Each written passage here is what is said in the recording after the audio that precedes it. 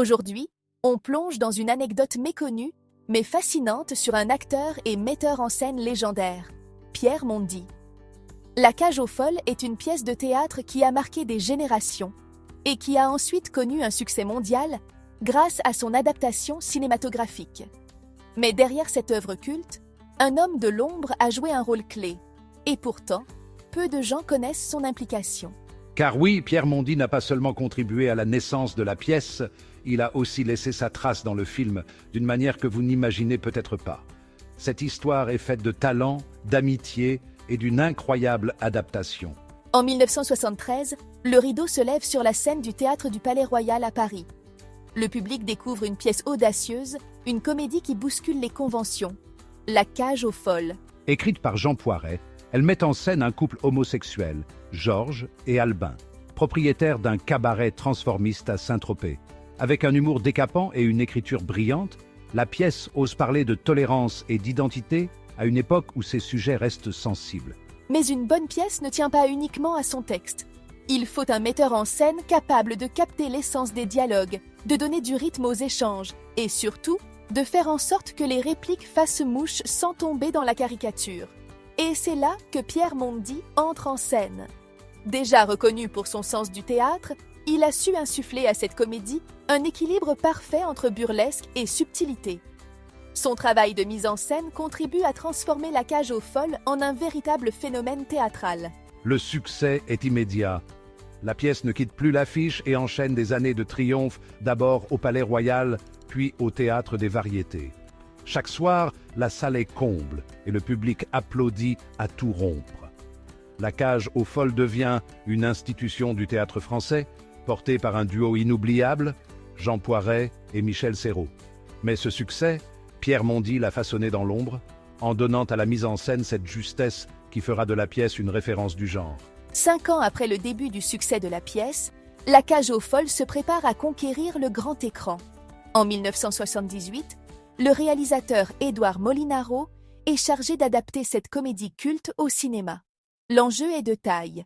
Il faut transposer la magie du théâtre à l'écran, tout en conservant ce qui fait la force des dialogues et du jeu des acteurs. Pour le rôle principal, celui de Renato, l'équivalent de Georges dans la pièce, la production fait appel à Ugo Tognazzi, un immense acteur italien. Mais un problème inattendu survient rapidement. Ugo Tognazzi, bien qu'excellent dans son interprétation, refuse de parler français. Il exige que son personnage soit doublé dans la version française du film, une situation inhabituelle, surtout pour un rôle aussi central. Il faut donc trouver une voix crédible, capable de donner vie au personnage avec la même intensité et le même humour que s'il parlait naturellement français. C'est à ce moment que Pierre Mondy intervient une nouvelle fois.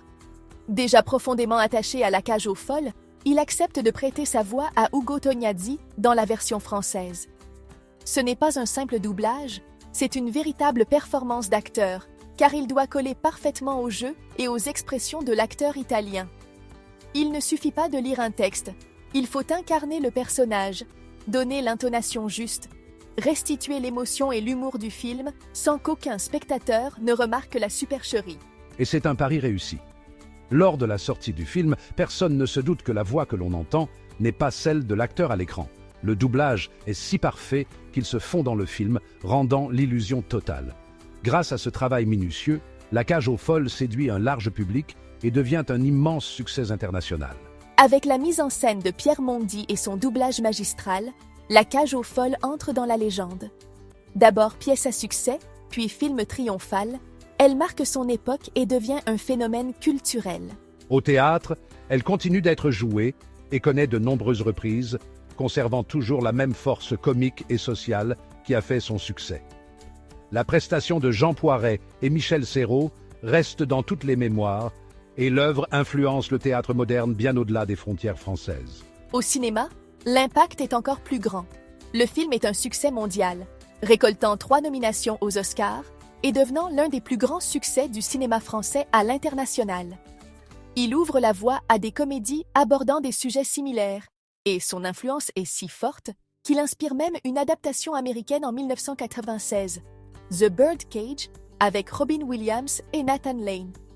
Mais derrière ce triomphe, le rôle de Pierre Mondy reste méconnu.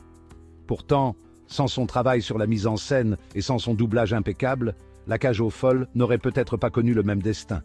Il a su, dans l'ombre, apporter sa touche unique à une œuvre qui marquera à jamais l'histoire du théâtre et du cinéma. L'histoire de Pierre Mondy et La Cage aux Folles est la preuve qu'un succès repose bien souvent sur une multitude de talents. Si Jean Poiret et Michel Serrault en ont été les figures emblématiques, Pierre Mondy a contribué de manière discrète mais décisive à transformer cette pièce en une œuvre intemporelle.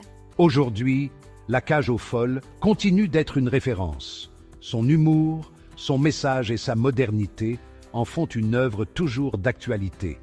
Mais ce que l'on retient moins, c'est le rôle essentiel joué par ce metteur en scène de génie qui a su donner à la pièce son rythme et sa fluidité et qui a permis au film de conserver toute son authenticité grâce à son doublage exceptionnel. Et vous, connaissiez-vous cette anecdote sur Pierre Mondy? Avez-vous une préférence entre la pièce et le film? Dites-moi tout en commentaire. N'oubliez pas de liker, partager et vous abonner pour encore plus d'histoires fascinantes du monde du théâtre et du cinéma.